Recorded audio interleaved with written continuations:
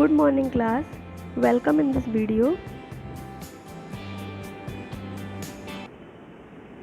आज का हमारा टॉपिक है पेशीय ऊतक, इसे बोलते हैं मस्कुलर टिश्यू।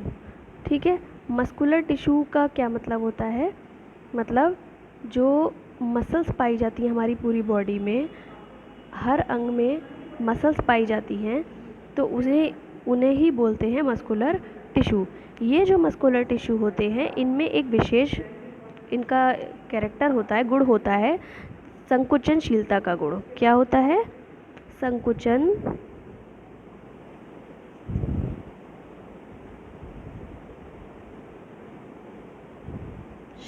का गुण। ठीक है, संकुचनशीलता का गुण मतलब कॉन्ट्रैक्टिलिटी पाई जाती है इसमें। तो संकुचनशीलता क्या होती है? सिकुड़ने फैलने का गुण। तो मसल्स जो होती हैं उनमें संकुचनशीलता पाई जाती है। और ये संकुचनशीलता क्यों होती है? क्योंकि मसल्स में दो टाइप की प्रोटीन्स पाई जाती है। कौन कौन सी? एक एक्टिन प्रोटीन और दूसरी मायोसिन प्रोटीन। एक एक्टिन प्रोटीन और दूसरी मायोसिन प्रोटीन। इन दो प्रोटीन, ये जो दो प्रोटीन होती हैं, ये संकुचनशील प्रोटीन होती हैं, जो ये जो जिस ऊतक में पाई जाती हैं उनमें उनको संकुचनशीलता मतलब सिकुड़ने फैलने का गुण प्रदान करती हैं। और इसीलिए इनसे बने ऊतकों को क्या कहते हैं? पेशीय ऊतक या फिर मस्कुलर टिश्यू। ठीक है, और इन्हीं पेशीय ऊतक के द्वारा ही मूवमेंट, जीव जो होता है वो मूवमेंट करने में, लोकोमोशन करने में मतलब सक्षम होता है। अब देखिए, जो मसल टिश्यू होते हैं वो तीन टाइप के होते हैं। पहला होता है स्केलेटल मसल्स। पहला कौन सा होता है? Skeletal muscles. तो इन पेशियों को, जो पहले टाइप की पेशी होती हैं, उन्हें हम स्केलेटल मसल्स या फिर कंकालीय पेशी भी कहते हैं। और इसके अन्य नाम भी होते हैं, जैसे कि ऐच्छिक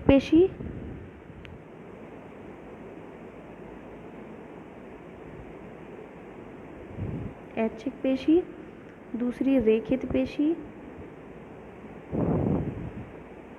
और तीसरी आपने देखी ली स्केलेटल मसल या फिर कंकालीय पेशी।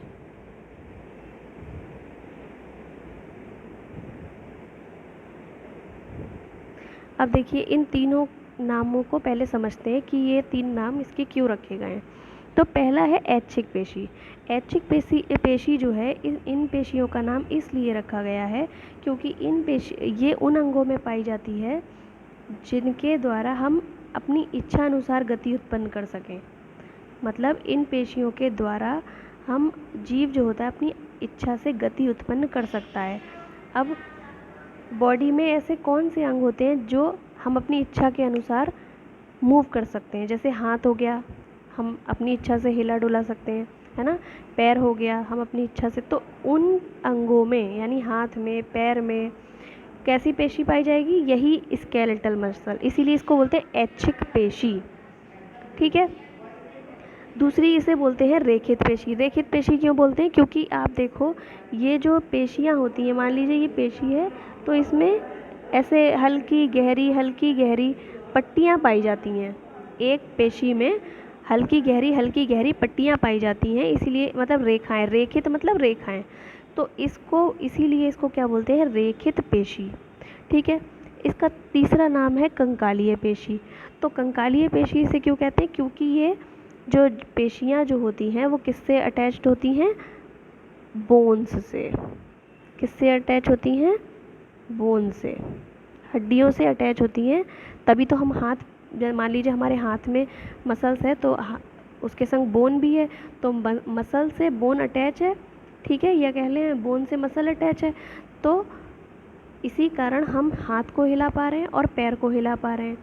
ठीक है, तो इसीलिए इसका नाम क्या है? कंकालीय पेशी। ये तीन इसके नाम इसीलिए रखे गए, और रीज़न क्या है ये मैंने आपको बता दिया।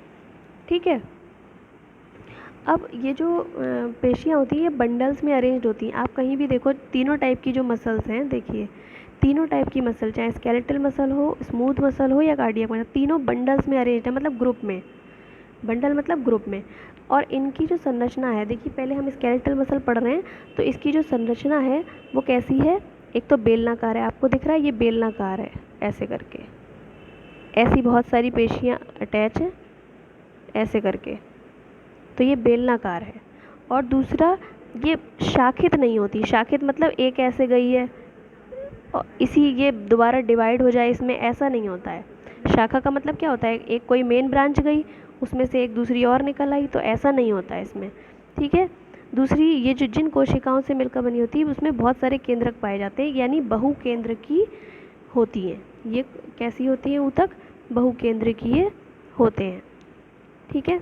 मतलब जिन कोशिकाओं से मिलकर ये बनी होती है, ये ऊतक बना होता है या ये मसल बनी होती है, वो बहुकेंद्रकीय होती है कोशिका, ठीक है।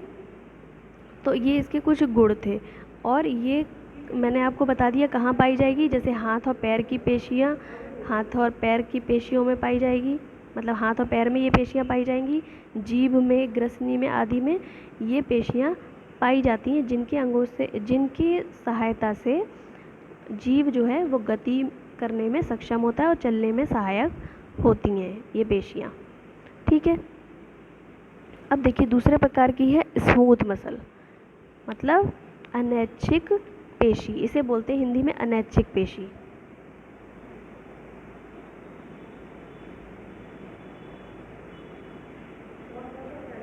अनैच्छिक पेशी, ठीक है, इसे बोलते हैं अनैच्छिक पेशी। क्यों बोलते हैं इसे? क्योंकि ये उन अंगों में पाई जाती है जिन अंगों की गति हम अपनी इच्छा के अनुसार नहीं कर सकते हैं, ठीक है, समझ में आया? ये पेशी उन अंगों में पाई जाती है जिन अंगों को हम अपनी इच्छा से हिला डुला नहीं सकते हैं।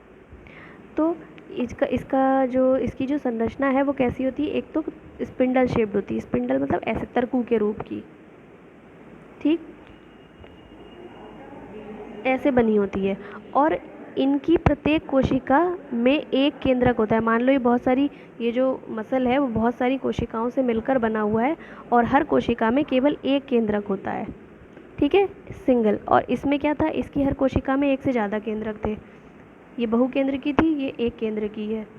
ये शाखित नहीं थी, ये शाखित होती हैं, मतलब जैसे ऐसे करके ये गया, दूसरी इसी के संग एक और निकल आई, तो ये शाखित होती हैं, ठीक है, ब्रांच्ड होती हैं। तो इनको क्या बोलते हैं? अनैच्छिक पेशी। और इनको अरेखित, उसको क्या बोल रहे थे? रेखित पेशी, इसको बोल रहे थे रेखित पेशी, इनको बोलते हैं अरेखित पेशी। अरेखित क्यों बोलते हैं? क्योंकि इन पेशियों में हल्की और गहरी पट्टियाँ नहीं पाई जाती हैं, ठीक है।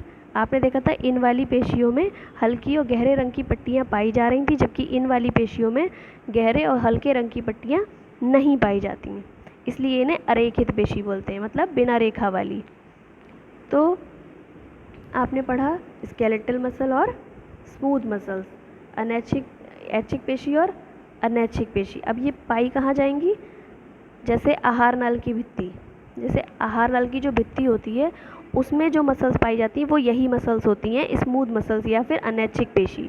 क्योंकि आपको पता है कि अगर हमने भोजन किया है तो भोजन का पाचन होना ही होना है, चाहे हम चाहें या ना चाहें, हमारी इच्छा हो या ना हो, भोजन अब वो अपनी गति, आहार नाल की पेशियाँ जो होती हैं वो अपनी गति करेंगी, इसीलिए इसे अनैच्छिक पेशी कहते हैं, क्योंकि ये हमारी इच्छा पर डिपेंड नहीं है।